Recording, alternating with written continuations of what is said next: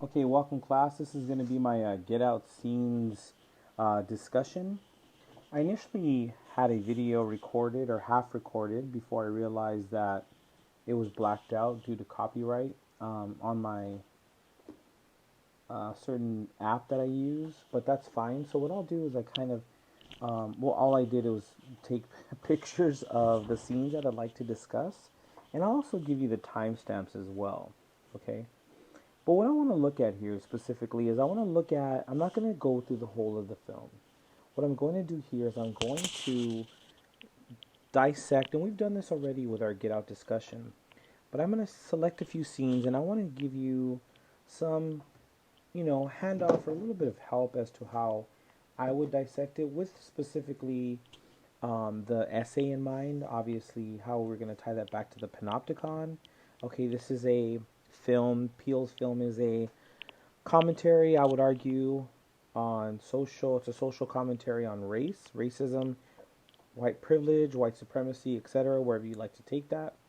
But that's not enough for this type of essay. What we're going to be looking at specifically for this essay is how the theory of Foucault's panopticon helps us to unpack deeper meaning in Peele's Get Out, and also then how Peele's Get Out is a representation of Foucault's panopticon. You can imagine in your essay you will build a criterion for what is a true panopticon. Okay, that would be power is unverifiable. It's automatic like a machine. Okay, we've discussed this. I've had a lesson on this. You've read it closely by now, right? Um, Power is unverifiable, as I've said. There's a constant feeling of being watched, right? So the state of surveillance is never ending, right? So it works by itself, basically. And we're going to think about that, okay? So how can the idea of the panopticon help us unpack these kind of ideas of race and racial, how racism means to make a systemic kind of maintaining of power. This is going to be very relevant and apropos or connected to Baldwin's Going to Meet the Man as well. Okay. The first scene I have up here in this presentation is the police scene where after Rose and Chris have hit the deer, and this is time step 12:12. Okay, this is the start of the scene. Okay, I want you to really understand this power dynamic here.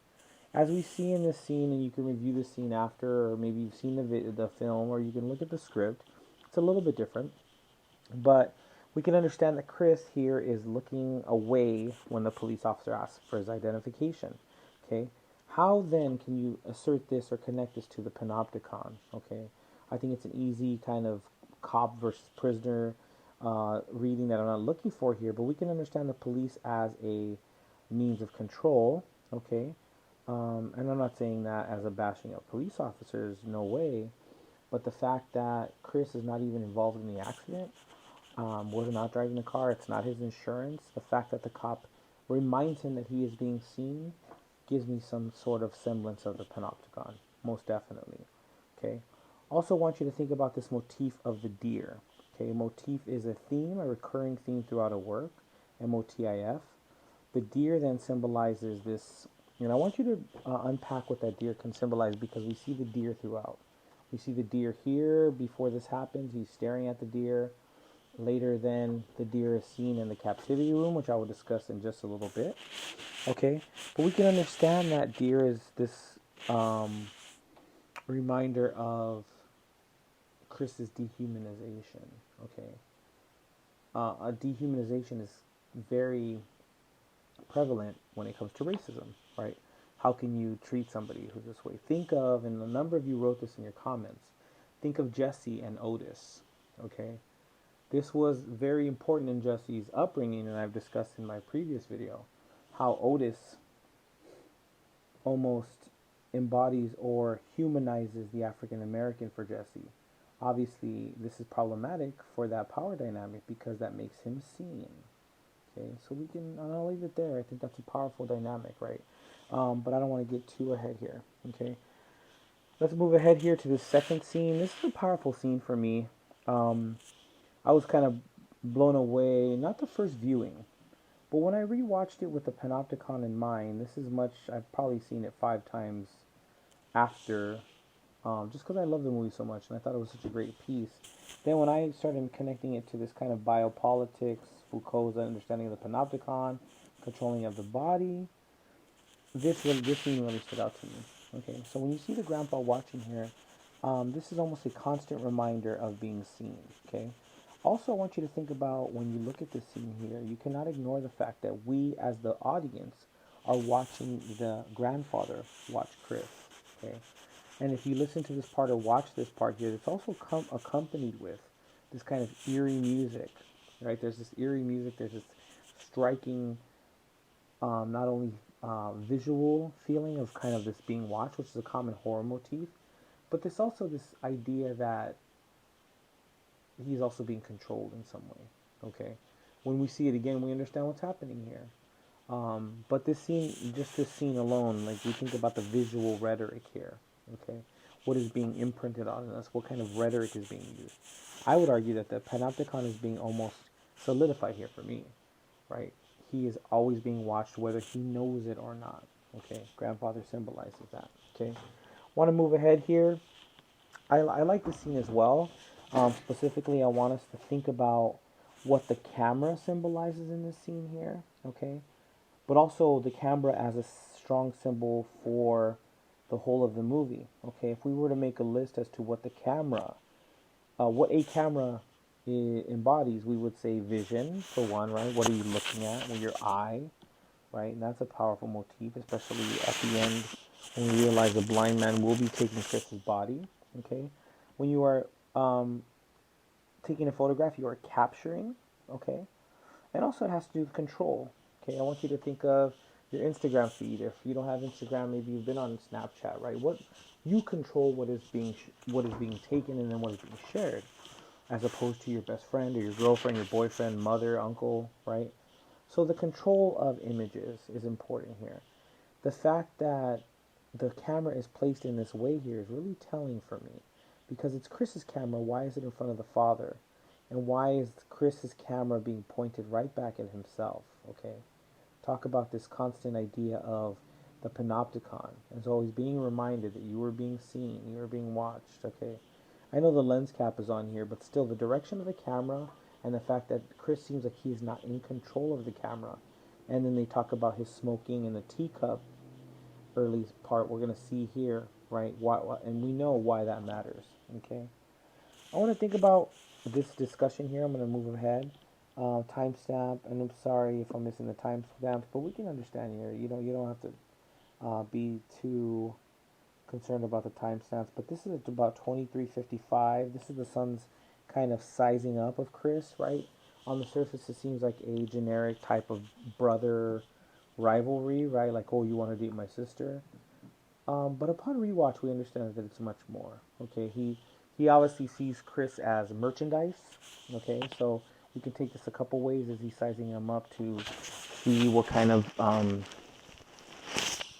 uh, I guess, body, for sale. How valuable he would be, right? He may be, as we see here when he gets sized up even further at the party. Okay, his body is merchandise, really. Okay, his body and his mind.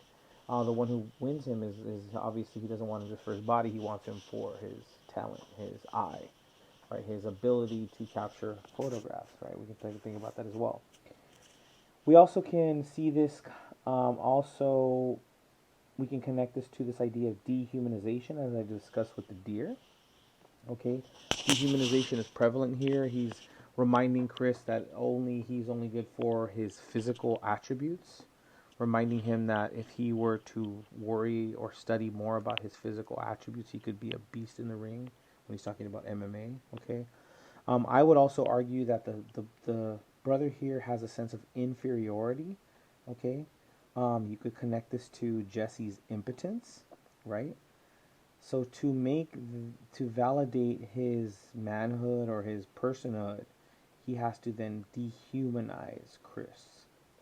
Okay, so this is a interesting way of thinking about what he is doing with Chris here. He's reminding him that he is not his mind, he is his body, constantly. Okay, and then he tries to wrestle him and he's broken up. But still he wants to almost prove that he is not inferior. There's an inferiority complex going on here. Okay. Let's move ahead to 38. This is the continuing idea of the camera as a symbol. Okay. In this scene here specifically, Chris is trying to recapture his control, and constantly this is being broken up. Okay. This is carried over into the party when he focuses the camera on the father, and the father immediately points at them and points at him, excuse me, and lets him know, hey, I see you seeing me, right? So constantly, Chris is this having this way of always being disrupted. He's not in control. Okay, I want you to think about what Foucault was saying there. Okay, what Foucault could say about this. If you are trying to regain control, right? If you are able to see your guard, then that is not true panopticon. Okay, you have to, more importantly, and this is something that I think Foucault would agree with, it's not the actual physical guard that is important. It's the idea of the guard being there. Okay, so the fact that he is being disrupted constantly throughout this, right? This camera, and obviously he does that at the party when he feels uncomfortable. After the whole party sizes him up, he tells Rose, "I'm gonna go take a picture," right? And that's when that happens with the father. Okay, so we can make a claim there that this eye, this vision, is capturing. He never can fully engage that here in this dynamic, right? That's why you can argue maybe he is in a panopticon, a panoptic state. Moving ahead here, this idea of always being seen. Okay, visibility in a sense is a trap, right? If you think you're always being watched, we as the audience can see this here. Chris does not, but we can tell Chris has a feeling of this constant surveillance. He feels like, why am I being watched? Peele plays on this a little bit. Maybe he plays on it where he's the only black dude at the party, right? When he tries to connect to the other black dude, he obviously understands that that guy's not right. Something's going on.